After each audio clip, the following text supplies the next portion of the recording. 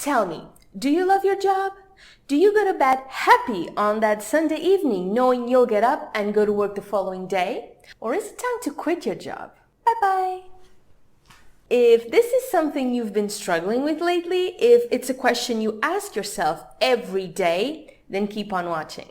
Sometimes, at first, in order to be able to quit, you will have to make a choice between having money or being happy. I know which one I'd go for. Do you?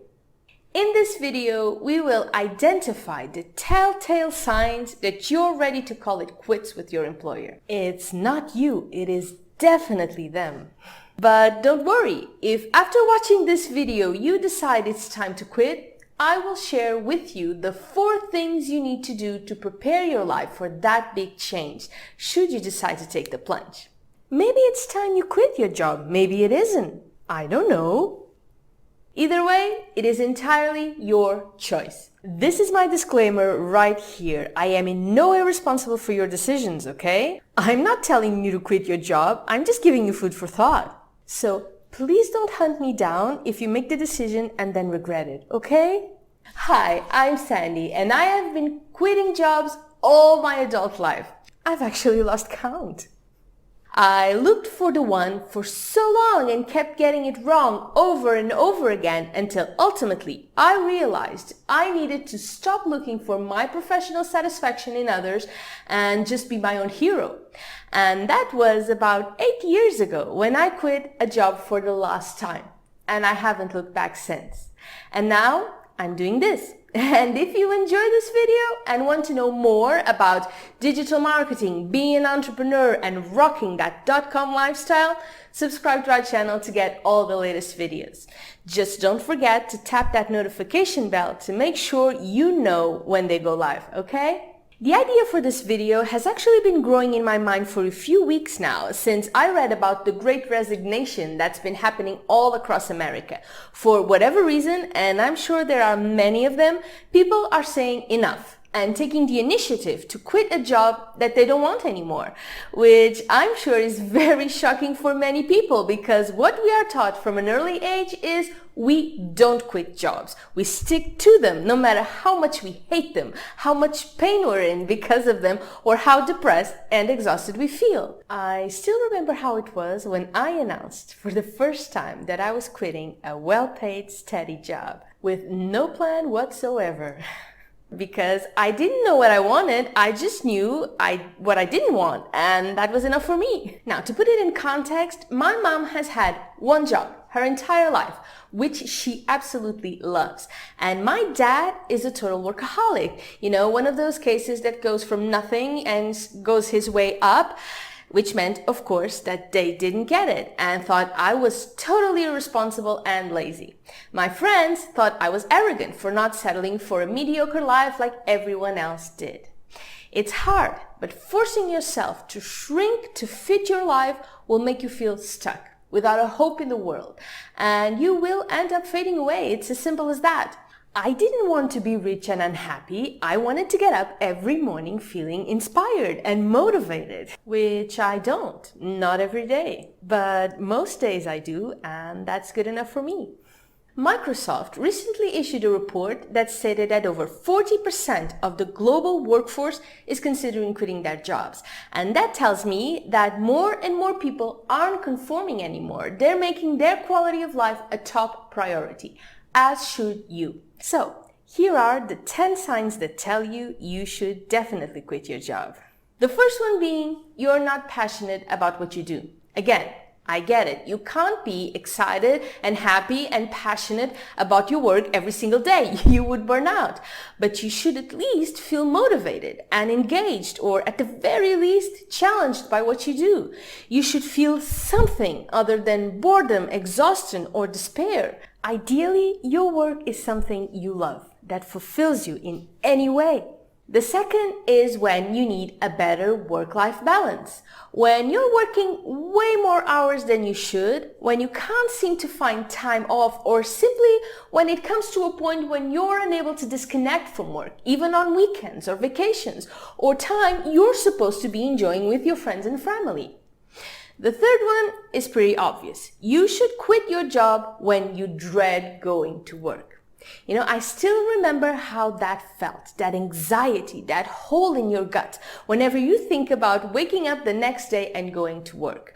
Or when you do wake up in the morning and feel like you'd rather be hit by a train than going to work that day. I've had jobs that actually made me cry because I had to go in the next day. Cry! If you work full-time, your job takes up most of your day, meaning it will take up most of your life. It's too big a deal to be something you hate, because it will end up making you live an unsatisfying life, and that is the biggest waste.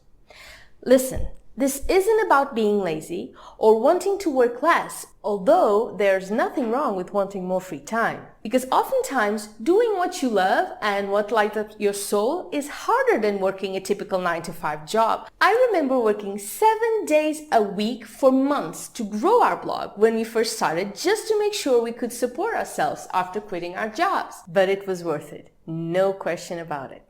Next, you should also definitely quit your job when your working environment is toxic. And I have to say, it's appalling that this happens so often in today's world. People going out of their way to make other people's lives a living hell because they see them as competition, because they love how it feels to have that kind of power, or simply because they're hurting.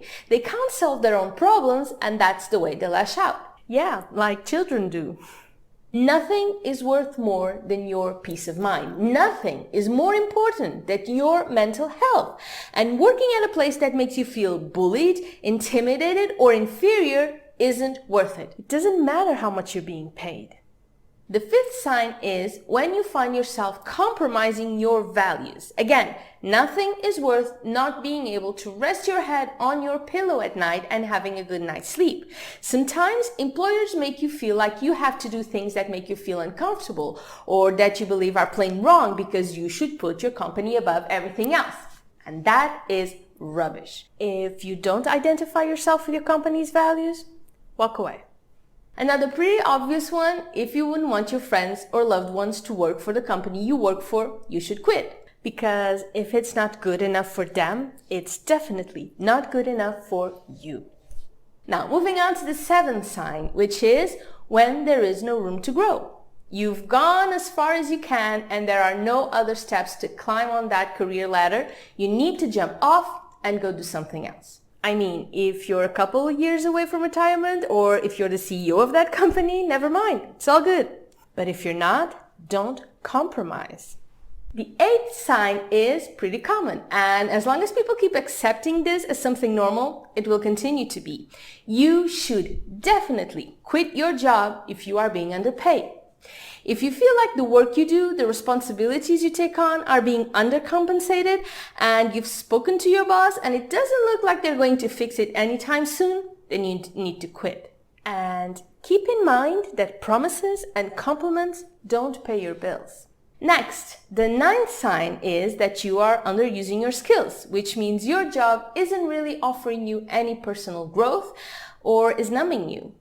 You need to keep moving, keep growing, keep evolving. Yes, doing a job below your skills is easy, but it's also boring and uninteresting. I get that it's easier said than done, because most people who hate their jobs but still stick to them do it because they have obligations. It's easy to be carefree and don't compromise when you're young, don't have any responsibilities or family to support. Student debt, children to take care of, a lifestyle standard that requires a certain income a month will often make people feel like they're shackled to their jobs, because it's hard to quit your job when you have bills to pay. And it's even harder when you're making good money. I get that. The problem here is you're creating this golden cage for yourself, and soon enough, you will find yourself trapped in it. Last but not least, a good sign you need to quit your job is when you're not sure you're going to have one for much longer. Either because your company's future is uncertain, or because you feel like they're not really valuing your performance and are probably thinking of letting you go. Be proactive. Don't wait for them to fire you. Quit. That will allow you much more preparation and control of how and when it happens than just reacting to their decision. Who wouldn't rather quit than be fired? Okay, so moving on, I am going to tell you the 4 things you can do to quit your job without creating havoc in your life. Me, I'm a havoc kind of girl. I jump first and look later, but I definitely don't advise you do it unless you absolutely have to. The most important thing you need to do is not care what others think.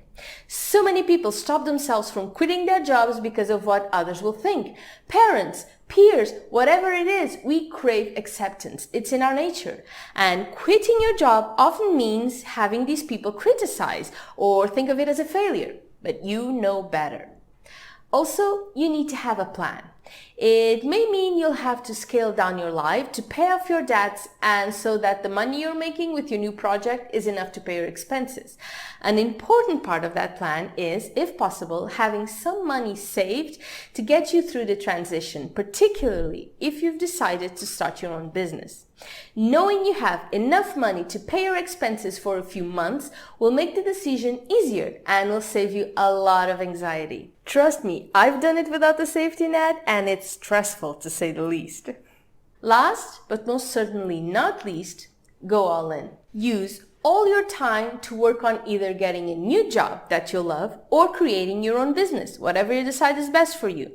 If you're able to create your freedom plan while working, then take as much time as you can out of your free time to work on that project, to apply to jobs, to write that book, to work on that skill.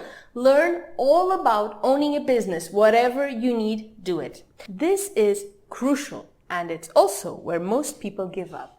The idea of coming home from work, taking care of your chores, and going to work on whatever it is you'll want to do next isn't appealing and can sound almost impossible, particularly if having a job you hate is taking its toll on your energy. But feeling the pressure of not having an income as time goes by won't necessarily motivate you either, so try not to get to that before devoting all your time to make your plans work. Instead, motivate yourself to work those extra hours by focusing on what you want in your life, on how you want it to feel, on how amazing it will be to make money out of doing something you absolutely love. Then get to it. No time to waste. The sooner you commit, the sooner you'll start seeing the results. The bottom line is each one of us is different. There are no 2 people 100% alike. And I strongly believe that it is our duty to find our purpose, what we were born to do, to not waste our days going through the motions and leading a life that is unfulfilling at best. If you recognize any of these signs I've mentioned in your own life, if you feel like you're just watching your life pass before your eyes, just act now. There is no time like the present to start planning the next stage of your life. How much longer will you wait until the timing is perfect to make that change, or until something happens that forces you to do it? You deserve better. Thank you for watching this video. You see, this is my passion, my purpose in life, to help others lead the kind of life I get to live every day, to help them navigate all the struggles it takes to get there. Because I have been there, and I was also lucky enough to have people support and help me do it. So I guess I'm paying it forward in a way. If you like this video, I would love to get a thumbs up. If you have something to add, like how it was for you going through this process, or any other signs or tips I may have missed, leave a comment below letting me know. That's it for me today, and I will see you for our next video. Bye bye!